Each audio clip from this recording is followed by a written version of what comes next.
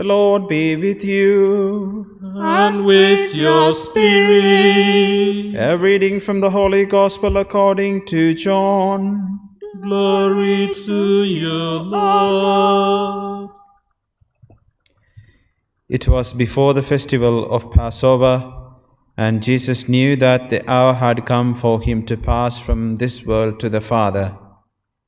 He had always loved those who were his in the world, but now he showed how perfect his love was. They were at supper, and the devil had already put into the mind of Judas Iscariot, son of Simon, to betray him. Jesus knew that the Father had put everything into his hands, and that he had come from God and was returning to God, and he got up from the table, removed his outer garment, and, taking a towel, wrapped it around his waist. He then poured water into a basin and began to wash the disciples' feet and to wipe them with the towel he was wearing. He came to Simon Peter, who said to him, "Lord, are you going to wash my feet?" Jesus answered, "At the moment you do not know what I am doing, but later you will understand." "Never," said Peter. "You shall never wash my feet." Jesus replied, "If I do not wash you, you can have nothing in common with me." "Then, Lord," Simon Peter said, "not only my feet, but my hands and my head as well." Jesus said, "No one who has taken a bath needs washing. He is clean all over.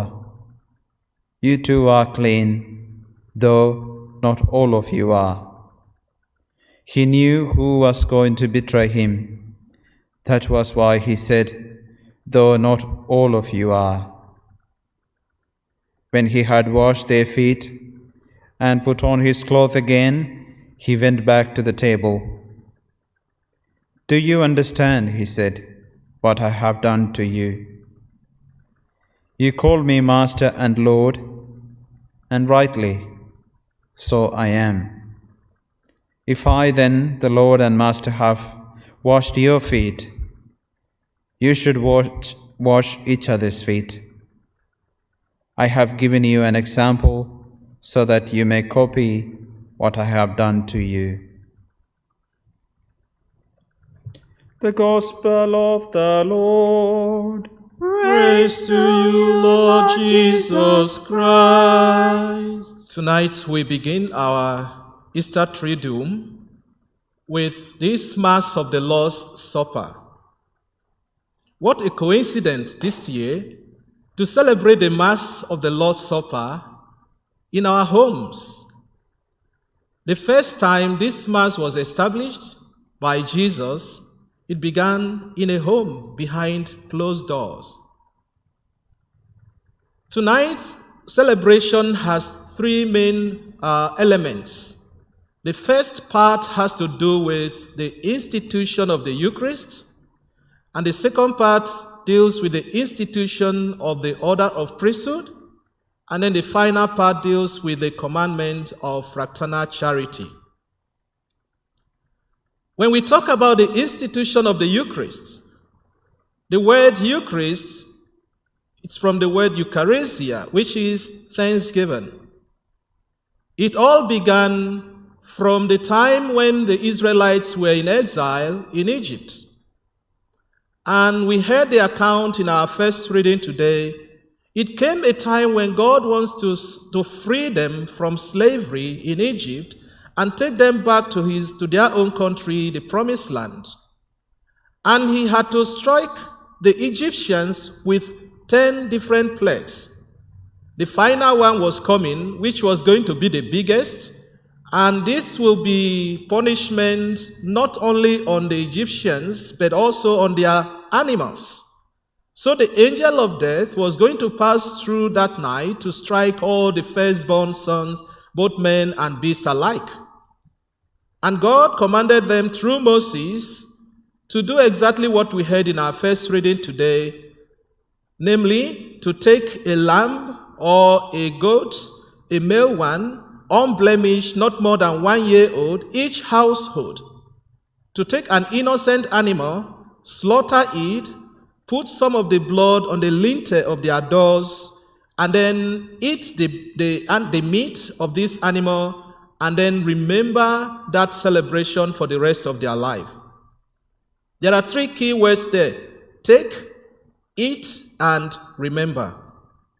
And so each family at that time took this animal, they slaughtered them, and then they put the blood on the lintel. And the reason why God asked them to put the blood on the lintel was because the angel of death was going to pass through every house that night. And when the angel comes to any door and sees the blood, it passes over that house. And that is why it says, when I see the blood, I will pass over you. We are celebrating this today at a time when the whole world is under a plague which has become a pandemic.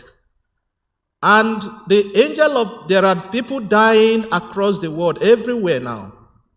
I'm not saying this was sent by God, or I'm not saying that it was sent by the devil, but it just happened to be a coincidence. And the Israelites, were asked to celebrate this in their homes, just as you are celebrating this feast in your homes. And so when this was done, the angel of death came and passed over each house. They see the blood on the lintel. And on any house where the blood is not seen, the firstborn male, the male child of that family, died that night. And that was to be kept as a festival to be celebrated each year. And that became the beginning of the Passover feast, which in future, God was going to send his own son to die so as to free not just the Israelites, but the entire world, not from slavery in Egypt, but from slavery to sin and death. And when that time came, when Jesus came, John the Baptist saw him and said, "Behold, the Lamb of God who takes away the sins of the world." And that is what St. Paul was telling us in the second reading, that this exercise that was established came through and came to its perfect fulfillment in Christ, which was what we heard in our gospel reading today, how it all happened. And how did it happen? On that fateful night when Jesus had the Last Supper with his disciples, they were not expecting it to be anything extraordinary. They thought it was just going to be the normal supper they had every night, or maybe once in a while together. And then, right in the middle of the meal, Jesus took the bread. He gave thanks. He gave it to them and said, "This is my body. Take it and eat." And then he did the same with the chalice and said, "This is the cup of my blood, the blood of the new and everlasting covenant." That word new covenant has some significance because God had already established a covenant with Abraham with a promise that if Abraham remained faithful to God, which he did all his life, he was going to be his God, and then himself and his descendants would be his people. But the descendants of Abraham later broke this covenant. They became very unfaithful to God, not once, not twice, but multiple times. And the consequence of the covenant is, when a covenant is broken, one party must die. So when the Israelites broke this covenant, they were to die. But God had to come and die in their place. And so when he came, he renewed the covenant again. And that was how Jesus came and said, "This is the blood of the new covenant." So the old covenant God made with Abraham was broken. Now he has come to establish a new covenant with God. And so that became the institution of the Eucharist, which we celebrate today. That Jesus, on that faithful night, took bread, like we do here at every Mass, gave thanks, handed it to his disciples and said, "This is my body. This is my blood." And then he added, "Do this in memory of me." When Jesus handed it to them, he didn't say, "Do whatever you like with it." And I'm sure there are many of you today who would have loved to be at Mass to receive the body of Christ, but you cannot because of the pandemic. Sometimes we don't so much value what we have until it is taken away from us. And this is what we are going through now. But Jesus is right there with you, and he will come to you in a spiritual form. But having said that, when he established this new covenant, it became what we have, the Eucharist, which means he put himself into our hands, and then he became the sacrifice we offer to God. This first Eucharistic celebration was done by Jesus himself in the midst of his friends, the 12 of them. And Jesus was a priest who established this covenant. He was a priest who celebrated this Eucharist, the first priest to celebrate the Eucharist. He was also the victim that was sacrificed. Because among the Israelites at that time, the priests do not sacrifice themselves. When they offer sacrifice to God, they use animal or other things to make sacrifice. They don't use themselves. But in the case of Jesus, he established this. Being the priest, he is also the victim. I'm going to explain that shortly. Now, having made himself a priest, having become the priest that established this covenant, by virtue of our baptism, we all have come to share this common priesthood of Christ. Every baptized Christian has a share in the common priesthood of Christ. But to commemorate this, to do this repeatedly or in remembrance of Jesus, we need an institution to be established so that the minister can offer this sacrifice on behalf of everyone else. And that is where we have what we call the ministerial priesthood. So when we talk about the priesthood in the Catholic Church, there are two ways of looking at it. The common priesthood, which we all have a share with Jesus, and by virtue of our baptism, and then the ministerial priesthood. The common priesthood, we receive that by virtue of our baptism, but the ministerial priesthood is received by the laying on of hands. When the bishop lays his hands on the person who is to be ordained a priest, he imparts on that person that spiritual power to act not only on behalf of himself and the people, but to act in the person of Christ. And that is why the priest, when he offered the sacrifice on the altar, he used the very words of Christ, "This is my body, this is my blood." But when we talk about the ministerial priesthood of Christ, it has another dimension to it. When Jesus acted as a minister, the priest that offered the sacrifice, he was also the victim that was sacrificed. So the Mass actually started from the Last Supper, but it proceeds through to the cross. So the Mass didn't end with the Last Supper, it continued through to the cross. And that is why at this Mass tonight, there will be no final blessing. The Mass will still continue tomorrow with the Passion of the Cross. And so when Jesus gave his body and blood to them in form of bread and wine to be broken and shared and to be drunk among them, he went further to allow his body to be broken and his blood was shed. So he was not only a priest, but he was also a victim. And being sharing in the ministerial priesthood of Christ as priest, I know Christ has called us not only to serve you by making him present to you in form of bread and wine, but also to allow our bodies to be broken and our blood to be shed. So we are also invited to share not just his ministerial priesthood, but also his victimhood.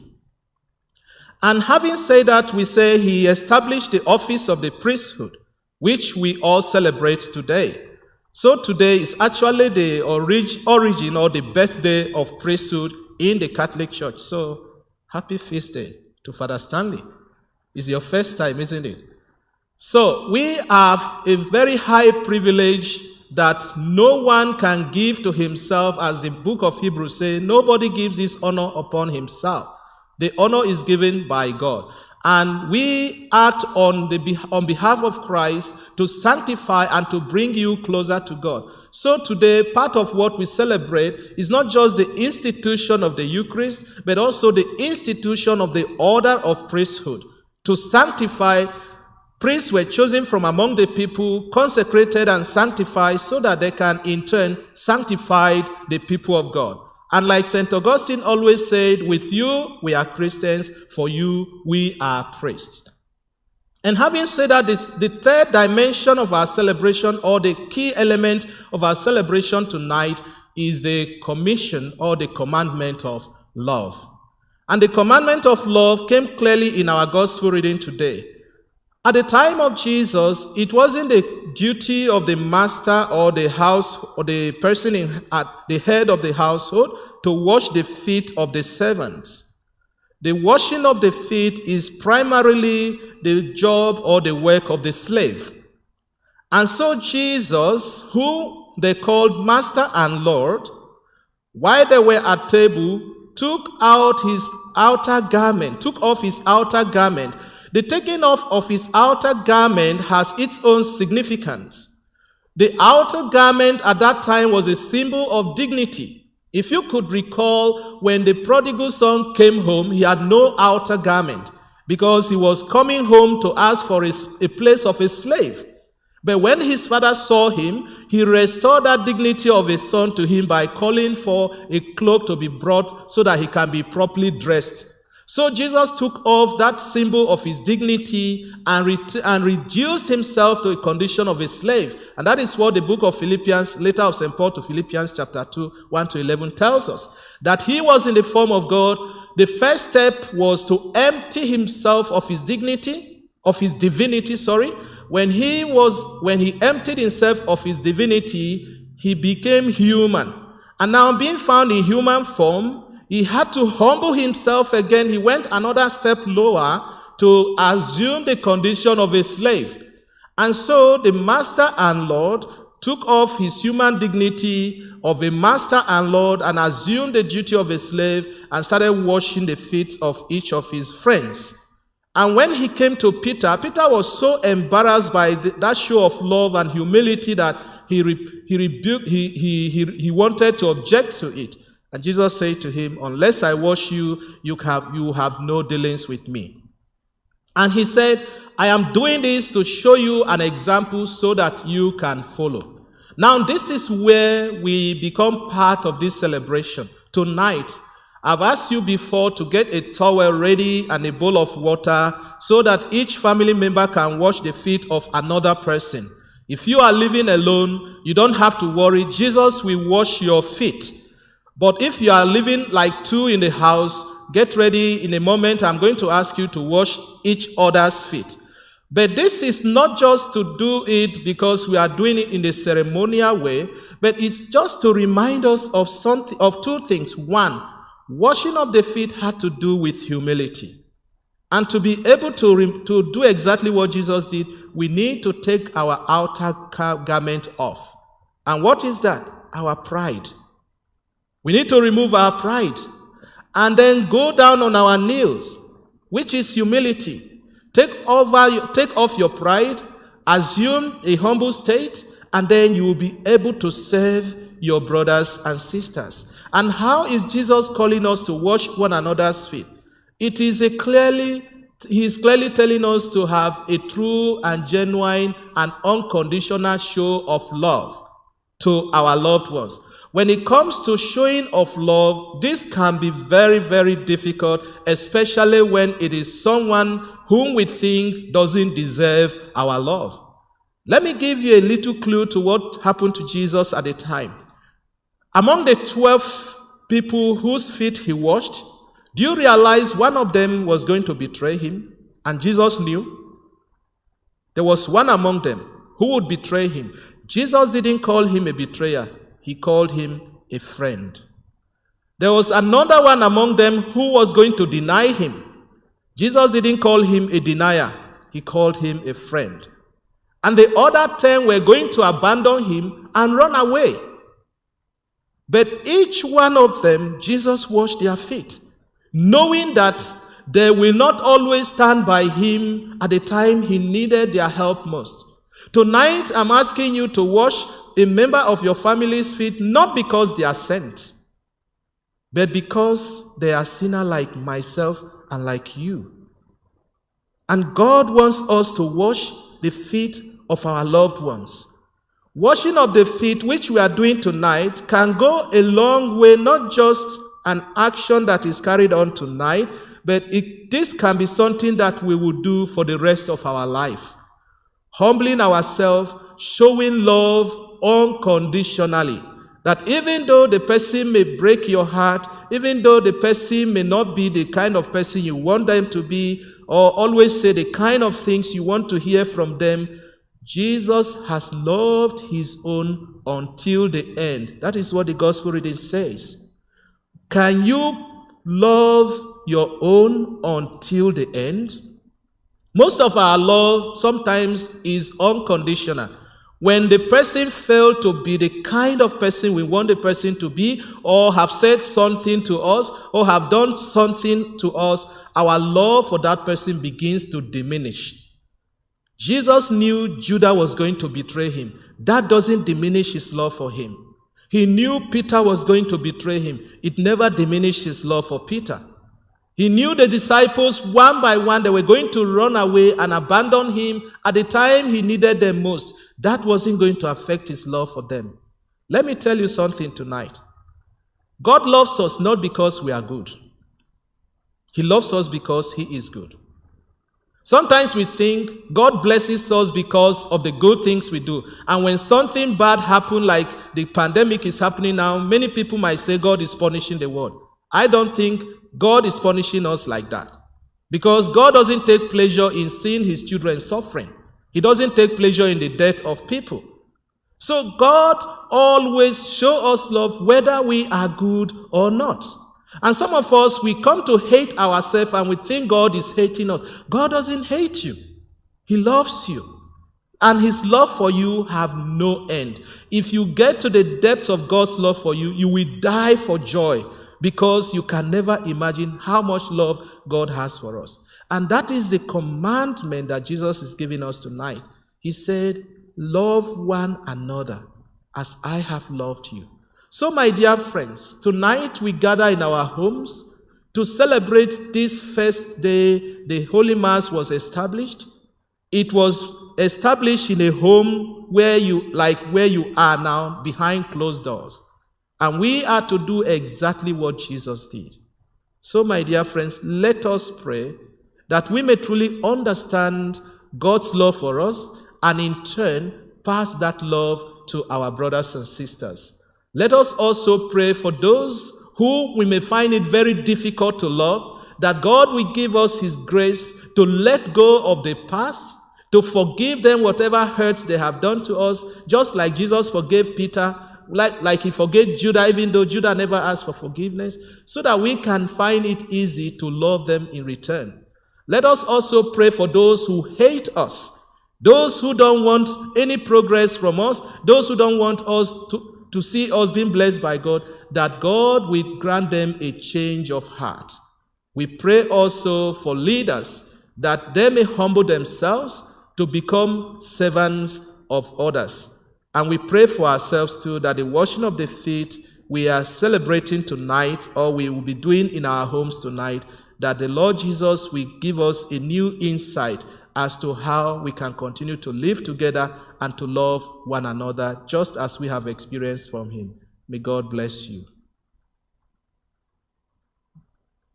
So we are going to have a background music, and when this background music is being played, I invite you as a family of 1, of 2, or of 12, as the case may be, will give you sufficient time to finish up, and then we continue with the rest of the Mass.